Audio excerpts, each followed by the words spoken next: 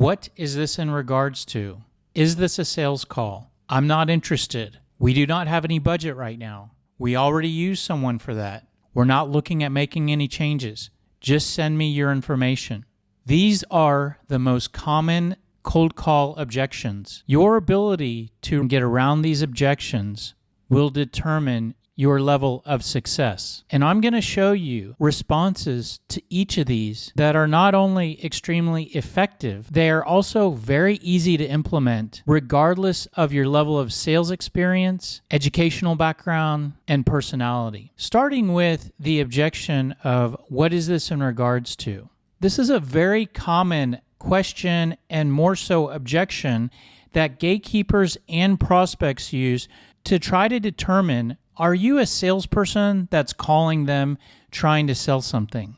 If what you say indicates that you are a salesperson, they will know not only is it okay to block you out and get rid of you, but they will know that they need to do everything they can to try to end the call as quickly as possible. If you answer this question with, I'm calling to introduce myself and my company, I'm calling to schedule an appointment or meeting, I'm calling to learn more about your needs, I'm calling to share details about what we sell to you.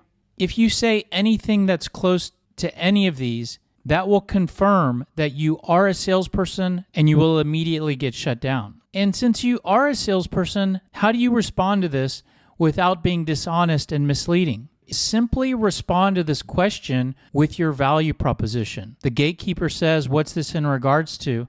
Well, the reason for my call is that we help businesses to get their reps generating more leads and improve the performance for every rep on the team.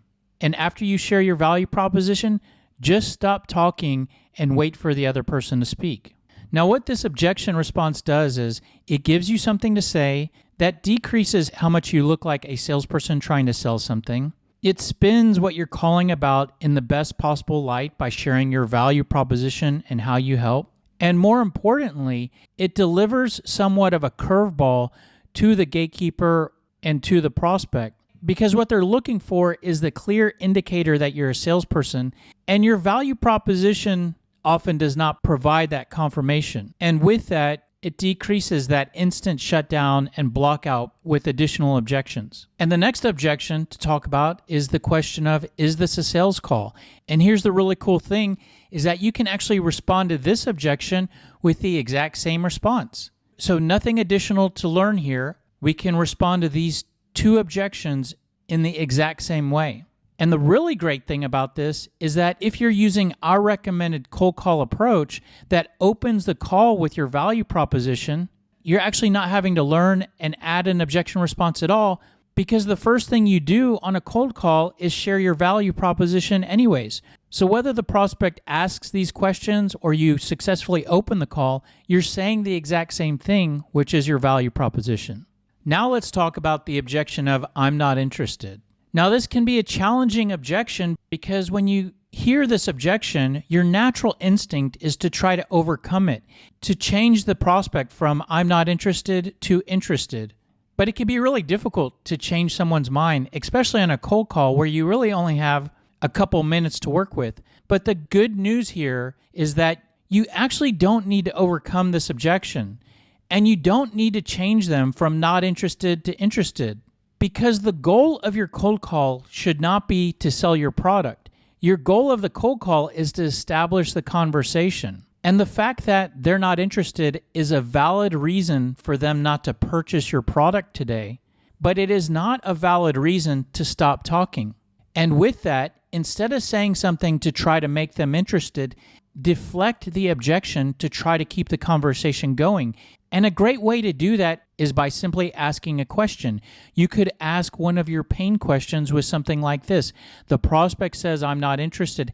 Hey, I understand. If I could ask you real quick, how do you feel about the amount of leads your reps are currently generating?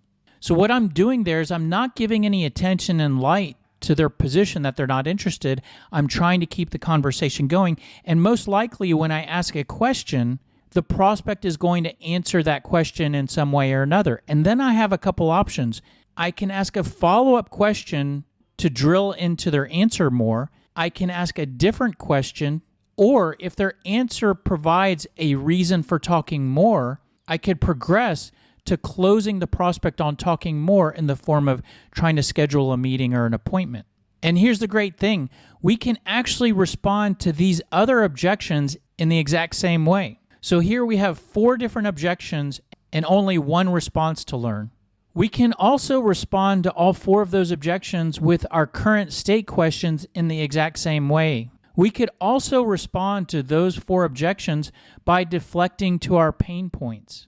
The prospect says, we're not looking at making any changes right now. Oh, I understand. Some businesses we work with, they often have challenges that it's difficult to get reps to generate new business and get into new accounts, and they often have too many underperforming reps. Are you concerned about either of those? We can also respond to these 4 objections by deflecting back to the sales process that we're trying to work through. For example, if the prospect says we don't have any budget right now, the fact that they don't have money to spend today is actually a valid reason for the prospect to not purchase our product today. But if our goal is not to sell our product, if our goal is to start the conversation, then the fact that they do not have budget is not a valid reason to stop talking. And we can explain that and educate the prospect on what we're trying to do with this response. Hey, I understand, and I'm actually not reaching out to try to sign you guys up or sell you anything. We're just looking to open the dialogue between our 2 companies and have an initial conversation. That way, when you do have budget or you start your budget planning process, you can know who we are and how we can help. Are you open to putting a brief conversation on the calendar? And the last objection is an extremely common one, which is the prospect or gatekeeper asking you to send them your information. This is an extremely popular objection because it's extremely effective at ending the call because it gives the salesperson a little bit of hope that there's an opportunity there, and it allows the prospect or the gatekeeper to not look like a bad guy. But the important thing to remember with this objection is that most likely when someone asks you to send your information, they do not have any plans to do anything with your information. And with that, the worst thing that you could do is let the call end and then spend your valuable time preparing a beautiful email that is most likely going to be instantly deleted. And here's a very simple way to respond to this. They say, oh, can you send me your information? I can certainly do that. So that I know what best to send you, could I ask you real quick, how do you feel about the amount of leads your reps are currently generating? So in a similar way that we respond to the I'm not interested objection, we're deflecting to a pain question, which is often very effective at keeping the conversation going beyond their request for you to send information. And then you have the same options here where you could follow up with another question, or maybe you uncover information that allows you to go for the close. You can also deflect in the exact same way to your current state questions. Sometimes you get this objection towards the end of a cold call, maybe when you're trying to schedule a meeting and maybe you've asked a lot of your questions already. Here's another option for you. The prospect says, I'm not ready to meet. Why don't you just send me your information for now? I can certainly do that. Actually, there's a lot of information I can send over. Would it be easier just to schedule a brief call on another day to answer your questions and share the information instead of me sending over a lot of documents? Can we put a brief call on the schedule? Now, not only are we able to use a lot of the same responses for many different objections, but these responses are all part of your cold call script anyways. So we're really not actually learning any objection responses. What you're learning is where to bounce to on your cold call script when you face any of these objections. So if you want to create these objection responses for yourself, a good place to start is to create your cold call script. And this cold call script is using what we refer to as building blocks.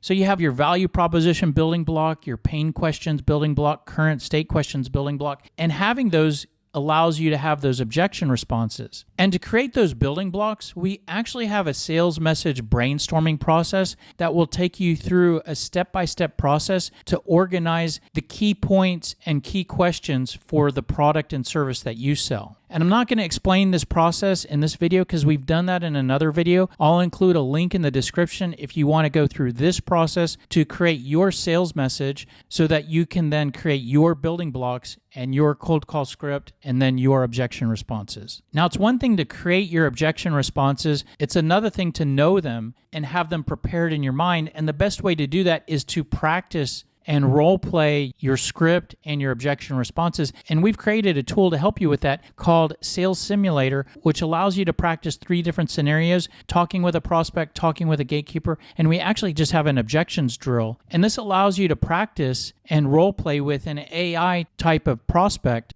There are less expensive options.